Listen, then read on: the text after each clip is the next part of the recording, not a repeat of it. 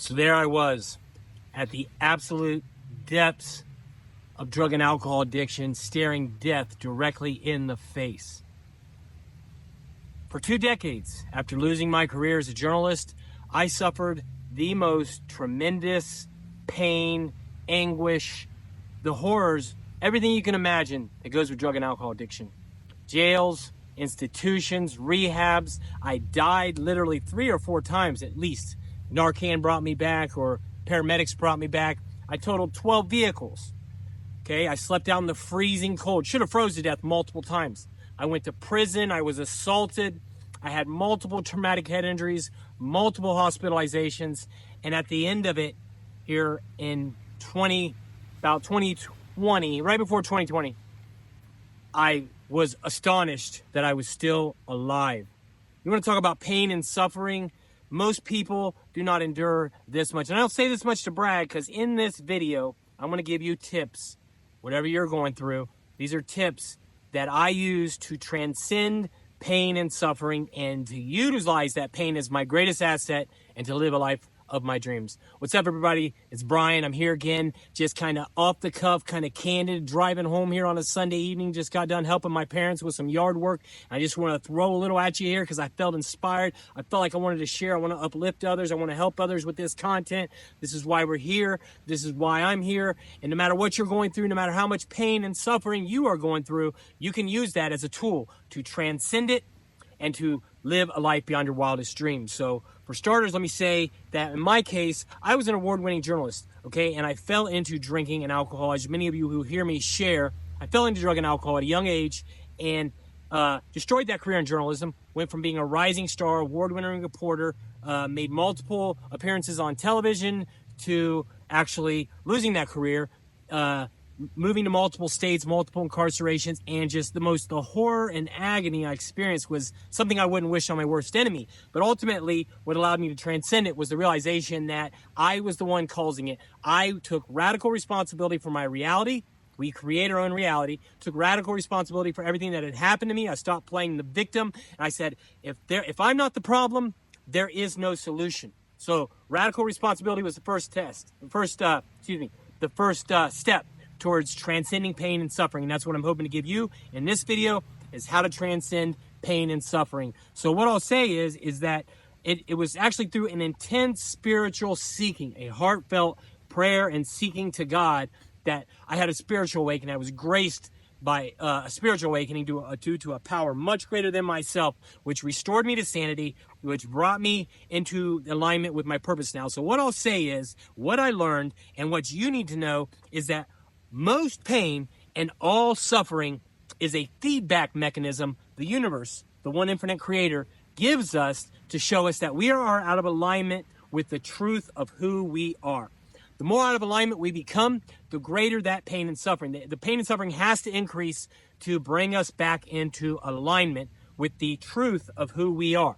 And so what that meant for me was I was digging, going bottom. Rock bottom served as the foundation from which I was able to spring forth. I had to go deeper so that I could come into this life. The roots must reach down into hell before the branches can reach into heaven. And so I say that humbly. But what I'm saying is, out of alignment with the truth of who we are. Who are you? Who are we? Few people in our modern society take the time to ask this question. Who am I? Why am I here? What is my purpose? These are the 3 most important questions you can ask in this incarnation, and most people are completely oblivious to it.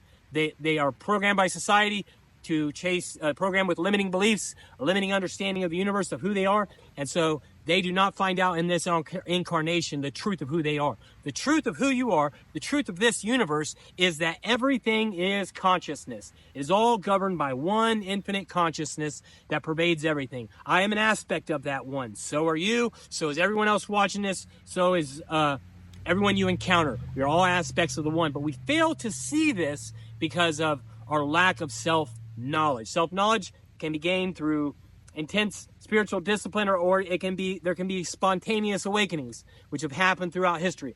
But what I'll say is, when you understand the truth of who you are, that you are not the personal identity, that it's all actually one thing, it's all pervaded by one substance, and you are an aspect of that one substance, we are able to free ourselves from the chains of egoic consciousness, which just pulls us down. There's no other way it can go. The ego pulls us down into self-seeking, self-gratification, illusion, worldly pursuits that are fleeting and hollow. And it turns out the actual source of lasting fulfillment can be found within. And why is that? It's because the universe is holographic. The universe, the pattern of the whole, is encoded in every part. That is the mystery of existence. You will never find lasting fulfillment going outward. I found it by a deep turning inward that I continue to do on a daily basis. But I create this content to share to you, to encourage you that whatever you're going through, that dark night of the soul, that is generally the blueprint that we take before we take birth here, is that we put it in our cart. Like, if the earth is a school, we take in the heaviest load we can, which for me was drug and alcohol addiction. For other people, it's horrible trauma, horrible things we endure that actually become the catalyst for cracking the shell of the ego. As Rumi said, the wounds are where the light go through. And so my wounds now, being in long-term recovery, is that I help others, I serve others, I'm compelled to create content like this to live from the heart, because when I live from the heart, there's neuroplasticity. No longer does the external world and the things that I was programmed to value, no longer do they have hooks in me telling me that, oh, well, if I want to find lasting fulfillment, I got to get so many followers on social media. Oh, if I want to find lasting fulfillment, I've got to own a nice car, or I've got to own nice things. There's nothing wrong with those things, but they are all hollow and fleeting. We don't take any of it with us. What we do take with us is the lessons that we learned here, and how our relationship with the one, and also how he treated others. So transcending pain and suffering is to look at that pain and suffering and say, what is it trying to teach me? What is this lesson? Because it's all a lesson. Everything's a lesson. If you fail to see this, then you need to do some soul searching, and you need to really reevaluate things, because there are no coincidences. Everything is superior, and everything is designed by a superior intelligence, and it is here to teach us. And let me soften it up a little bit here, because it's not all serious. I'm just trying to get this here past the long form content point, which is 10 minutes. I'm trying to get it all out, and I'm feeling really inspired. But I love you all, so we'll slow it down a pace here, because here's what I'm trying to say, okay? When I am identified, the mind and body, and I don't realize that my true nature is that it is actually my consciousness that is projecting this physical universe, and that I'm not the individual, but I'm actually the underlying ground of reality, which I can learn that, and I can have a direct experience of that through meditation, through breath work, and through yoga. When I fail to realize this, it will cause suffering. We are compelled by our karma to continue action, and karma carries momentum. So for a person in recovery like myself, or someone suffering or in pain, a lot of times that momentum that can only be countered by actions in the opposite direction. So for me, it is selfless action, service to others, surrender to the one, seeking guidance, and slowing things down just a tad bit, taking a break, taking a step back, realizing that I am awareness. Okay, everything is awareness. So I'm not the individual. The individual is a temple for the divine, and the soul has a blueprint, and we're all on this evolutionary journey. So if I'm able to provide value, if I'm able to help others, then that actually relieves me of the bondage of self, of the ego can only see things from its own point of view. It fails to see the absolute truth, the absolute overarching transpersonal being, until it has had this shift in consciousness, this spiritual awakening, which for me was an act of grace. If it had not happened, I would still be chasing drugs and alcohol, or I would probably be dead, or I would probably be incarcerated, and my little girl wouldn't have her father. My parents would not have their son, who is here, who was able to show up today and help them and perform service work and fulfill my dharma. We all of us have a purpose, and that purpose is also a big part of transcending suffering and stepping into why we came here, what we came to do for us: service to others, dissemination of information, and to uplift others and to encourage others. So that is the ultimate aim of this video. That's how I'll kind of wrap it all up. I'll kind of summarize it all, because I know I jumped around a little bit. And I just wanted to get this in because I'm getting ready to buckle in for a heavy week. Man, today I lived the dream. But whatever you're going through, whatever suffering you are enduring, asking these fundamental questions: who am I? Why am I here? What is my purpose? Relinquishing the shell of the ego, peeling back the layers of the ego. These questions will help, but ultimately it is action in the opposite direction. Our karma carries momentum. So if I'm in pain and suffering, you know what I mean? I'm caught in a 24-hour loop. And I need to make radical changes into the unknown. I need to step into my purpose. I need to find a way to be of service to others. And I need to understand that life is a dream. The things that I was conditioned and programmed by society to value don't matter.